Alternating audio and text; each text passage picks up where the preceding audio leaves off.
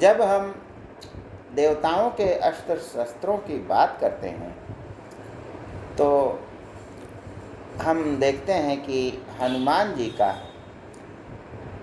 जो शस्त्र है वह गदा है। अब हनुमान जी को यह गदा कहाँ से मिली, किसने भेंट किया था, इस बारे में ज्ञान गंगा के इस 3 पत्ती कार्यक्रम में हम अपनी बातें साझा करना चाहते हैं। कहा जाता है कि बचपन में हनुमान जी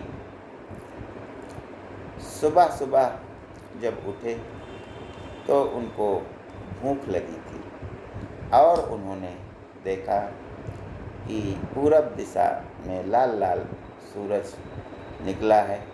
उन्होंने समझा यह कोई पका हुआ फल है और उन्होंने उसको निगल लिया। उनके निगलते ही सारे संसार में अंधकार छा गया। सभी जीव जंतु व्याकुल होने लगे। अब देवराज इंद्र को भी चिंता हुई तो उन्होंने अपने वज्र से हनुमान जी के मुख पर प्रहार किया जो उनकी नाक में लगा। क्षण भर के लिए उनका मुंह खुला और सूर्यदेव बाहर निकल आए और वज्र का इतना कठोर जो प्रहार था उसके कारण हनुमान जी मूर्छित होकर जमीन पर गिर गए।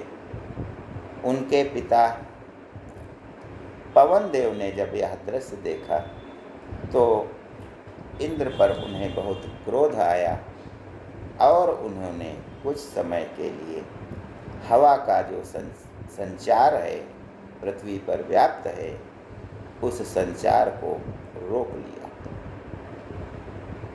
तीनों लोकों में त्राहि त्राहि मच गई क्योंकि प्राणवायु नहीं मिल रही थी और प्राणवायु के बिना हमारा जीवन, किसी भी जीव जंतु का जीवन संभव नहीं है। तो अब सभी देवताओं में जब खलबली मच गई तो वे हनुमान जी के पास आए और उनको अभय दान और तमाम तरह तरह के वरदान देने लगे।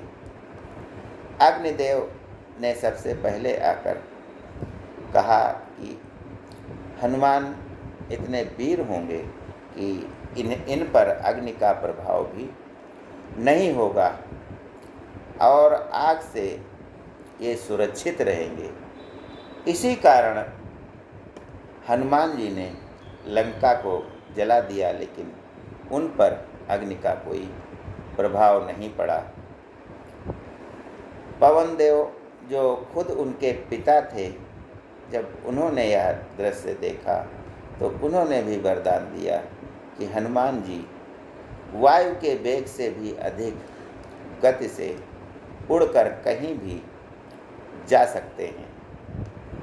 भगवान शिव, पार्वती, ब्रह्मा जी आदि अनेक देवताओं ने उन्हें तरह तरह के वरदान दिए, उनकी शक्तियों को विलक्षण किया और अंत में कुबेर आए जिन्होंने उनको गदा भेंट किया।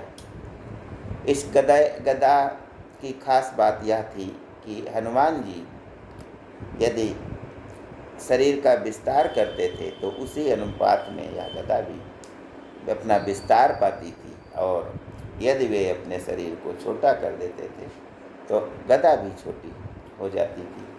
यह है हनुमान जी को दी हुई गदा की कथा। तो कुबेर ने हनुमान जी को यह शस्त्र दिया था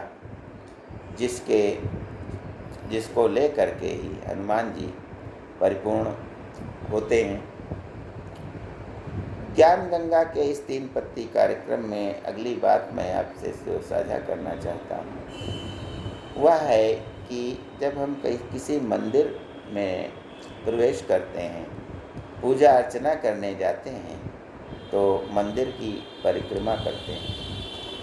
यह परिक्रमा घड़ी की सुइयों की दिशा में की जाती है और हम इसलिए परिक्रमा करते हैं कि मंदिर के आसपास का वातावरण हम देख सकें और मन में श्रद्धा भाव होता है और यही भाव हमें मंदिर की पवित्रता के साथ जोड़ता है और हमारे मन में भक्ति का उद्गार होता है।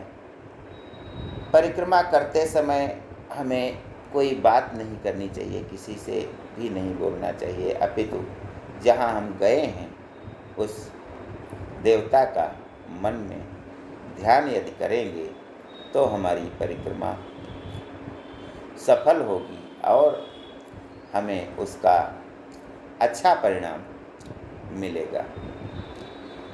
अगली बात मैं आपके साथ साझा करूंगा कि हम जो हाथ में रक्षा सूत्र बांधते हैं उसका क्या महत्व है।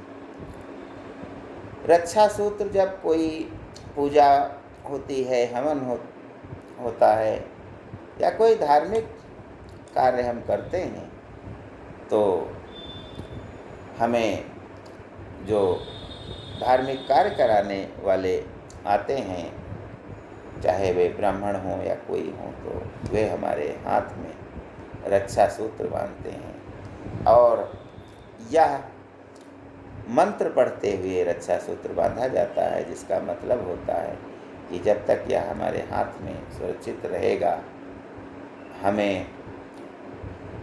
हम सुरक्षित रहेंगे और हमें जो भय है वह नहीं लगेगा और तरह तरह के विकार भी हमारे मन में नहीं आएंगे, यानी हम सत्कर्म की ओर आगे बढ़ेंगे, सच्चे कर्म करेंगे, न्याय नीति के पथ पर चलेंगे। तो इस रक्षा सूत्र का यह महत्व होता है।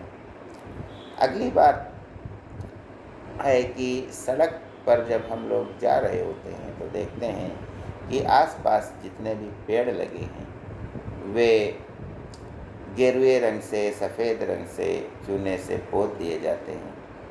तो इसका यह मतलब होता है कि जब हम रात में वहाँ गाड़ी से सड़क पर परिवहन करते हैं तो ये हमें मार्ग दिखाते हैं, यानी इन पर जब रोशनी पड़ती है तो हमें सड़क का एक रूप सामने आता है कि यहाँ से किनारे हमें नहीं जाना है और वे किनारे हमें दिखाई देते हैं, प्रकाश में चमकते हैं। दिन के प्रकाश में यदि देखते हैं तो वे हमें अच्छे लगते हैं और ये इसलिए किए जाते हैं क्योंकि चूना और गेरुआ रंग जो इसकी छाल पर पेड़ों की लगाया जाता है वह पेड़ को नुकसान पहुंचाने वाले कीट पतंगों से भी पेड़ की रक्षा करते हैं, क्योंकि जीव जंतु जो होते हैं वो पेड़ की छाल को खाने वाले और तमाम तरह तरह के परजीवी जो पेड़ों पर इकट्ठा होते हैं, पेड़ों को नुकसान पहुंचाते हैं।